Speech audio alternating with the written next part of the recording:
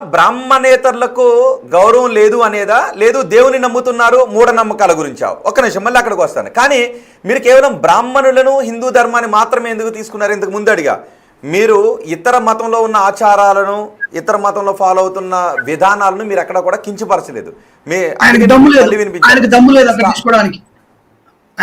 అక్కడ తీసుకోవడానికి. చదువుకున్నటువంటి వ్యక్తిగా, మహా విద్వాంసుడిగా, చదువుకున్న వ్యక్తిగా ఆయన గౌరవించవచ్చు, మేము రెస్పెక్ట్ ఇస్తాను నేను. కానీ ఓ బాపనోడా ఈ బాపనోడా అన్నప్పుడు నేను నీ కులం పెట్టి తిడితే నీ బతికెక్కడ?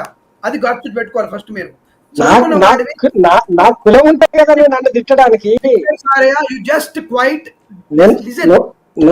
నన్ను తిట్టడానికి నాకు కులం ఉంటాయి కదనయ్యా. నేను విషమాలో ఉండే అదేంటరా నీకు కులము లేదు, ఏది లేదు, యాక్సెప్టెడ్.